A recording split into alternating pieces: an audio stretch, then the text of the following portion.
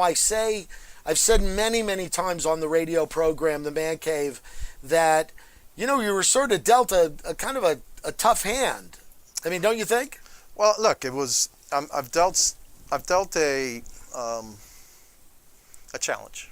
All right, it's something that nobody knows, exactly what to do. There's no playbook on how to handle a pandemic. There's no playbook about this virus. No. All different diseases are different. So we had Zika back in 16, 17, and Zika was pretty straightforward. Kill the mosquito, right? That's the vector. That's what transmits it. And then we wear long sleeve shirts. Try to stay, indoors. But if you go outdoors, wear a long sleeve shirt, put on mosquito repellent, and for the most part, you could control it, and we did. We were the only government in the world actually to beat Zika. Was Miami-Dade County. This is different. This is communicable. This is in the air. It's invisible. The vector itself is invisible. You can't kill it, and so.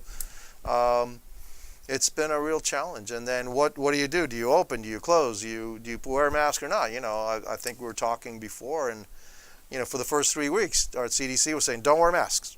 Don't wear a mask because only experts should be wearing the mask because you touch your face and you can actually transmit the disease more. Right. And then one day, out of the blue, they say, wear a mask. Right. Like, wait a minute, I've been telling people not to wear a mask. Now you're telling me to wear a mask. And so now the mantra is wear a mask. And because they found out more things about this disease, and this disease is actually spread by talking, okay, and it's spread by our breath, okay. The virus is there, and so what this mask does, it doesn't really protect you so much of the virus that's in the air. What it does, it limits the virus that can reach you from me, all right. And so this mask is. Since I don't know if I have it or not, because so many people are asymptomatic. Yes. So you have to wear the mask because so many people are asymptomatic that this limits the spread of the virus. And there's some things that we do that people don't understand. Well, why do you limit the volume, let's say on music or live entertainment or something?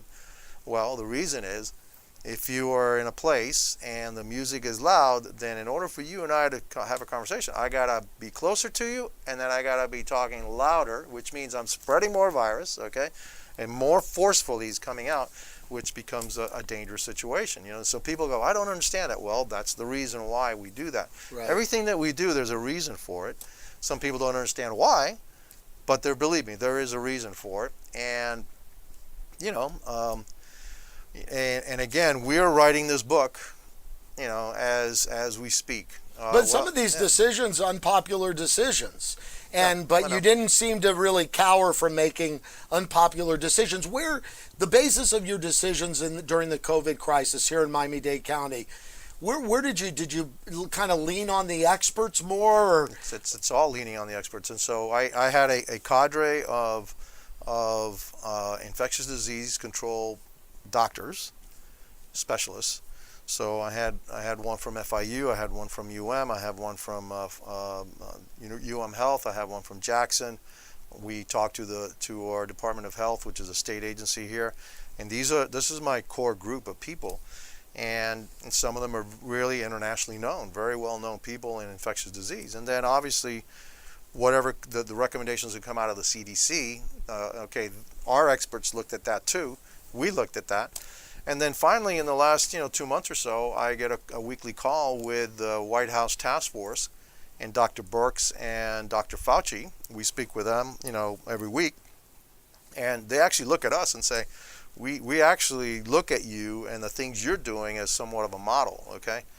And they publicly said that, by the way. They have. Which was quite a testament to what you did during the really dangerous period we were in at one point. Right, and so they look at us, the things we did, as a model.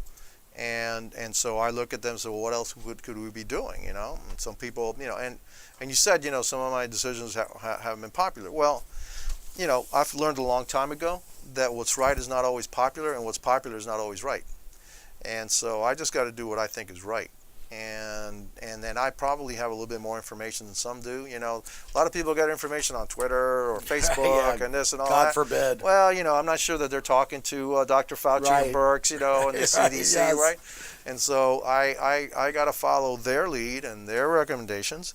And look, it doesn't mean that okay, I do exactly what they say. We talk it out, and there are things, because there is this balance about the economy and people's livelihoods, and then keeping people safe. So who's most at risk? The elderly are at risk. So what did we do? Well, right off the bat, the first thing I did was I shut down all those elderly community centers, right, where they were all together, 300, 400 of them in an enclosed space. If the virus had gotten started there, man, it would have. Well, like what happened in New York. Exactly. Okay, and so that's the first thing I said. Okay, we're going to shut them down. And people go, "Oh my God, what are you doing?" No, we're going to shut them down. Well, that's the only place they get a meal. You're right. So now we're going to be delivering meals to them in their homes, so they don't have to go out. They don't have to go to these community centers, because for a number of them, that's the only place they got a meal the entire day, right? Yeah. And so we deliver to 65,000 people to this day. Okay, since March, we deliver 3 meals a day to 65,000 people. We delivered millions and millions of meals. Wow. Okay, why? To keep the elderly, at home as much as possible, because they're the ones most at risk. Yes. And so then the other things were, okay, how do we know that there's a lot of folks, a lot of elderly that live by themselves, but then there's a lot of them that actually live in the family unit. And, we had to close for a while because we wanted to keep our infection rate low. And then when we finally reopened again, the young people thought it was over, right? So they started partying and all that, didn't wear their mask.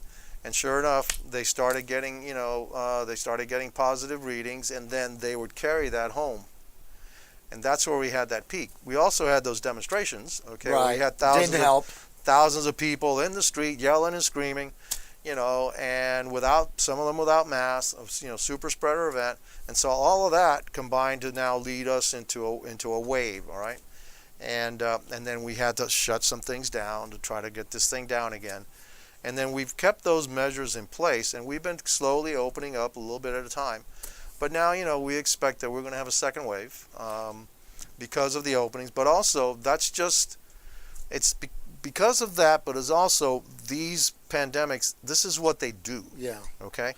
They have a big first wave, then they have a smaller second wave, and then there's a lull, and then finally there's a third wave, which is smaller, and then it goes away for a couple of years, then it comes back.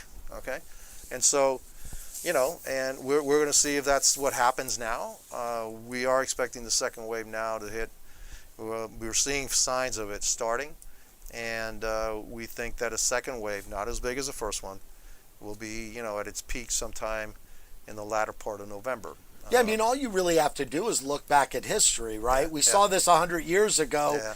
It's not rocket scientists from that perspective, right? It's not. But listening to the experts is the way to do it. They're going to know more than you and I ultimately. Yeah, well, look, what are we trying to do is trying to make sure that that second wave never reaches a point where it exceeds the capacity of our system, okay, right. Our healthcare system, to treat the sick. Because once you do that, then you're going to lose people unnecessarily, all right? There are people that are going to die from this disease. It's proven. There's no doubt about it. But unnecessary deaths, that's what we're trying to avoid as much as possible, Unfortunately, some people are going to die. It's just the nature of this virus. It's the nature of any virus, all right? Some people are going to die. Every year, we have millions of people that die, hundreds of thousands of people die from the flu, right? All right? From the flu. And who are the most susceptible? The same people are susceptible to this virus, which is the elderly, and also those that have underlying medical conditions. Right. This happens to be more potent, more deadly, all right? To what degree, we don't know yet. It seems to be very contagious, and that's the whole thing. And so even if the deadliness of it, the percentage of people that die of it is the same as, say, as the flu, which I'm not saying it is, but because it's so much more contagious, you're going to have more people catch it. Of course. Therefore, at the bottom end, you're going to have more people that are going to be seriously ill, and unfortunately, you're going to have more people that are going to expire. Right, and the thing that really resonated with me with COVID, and I don't want this to be all COVID talk, but the thing that really resonated... I've become an expert. You can talk COVID all you want. Yeah, hey, I figure I have you here. You're the expert now, right? Okay. Oh, God, yeah, I can write a book. No, actually, I'm writing a book, okay? So yeah, the COVID book and the pandemic book and all that. But I think the thing that really scared me more about this than anything was the fact that you could have so many people out there that don't even know they have it and are Right. spreading it. Yeah. You know, how important was the testing in your mind in terms of getting testing out there, making it readily available for people, so at least we could identify? I've said from the start, you know, if we could identify everyone in the country who did, at least we could sequester those people, and the rest of us could go out living our lives. You Yeah. know, it's not that simple. But It's a practical impossibility. Yeah, I know. Right? You can't, you know, what we'd have to do is test 330 million people today, all Right, of us, okay? right. And that's an impractical impossibility. Exactly. Because then tomorrow we'd know who was you know, who had it, right? Right. And then we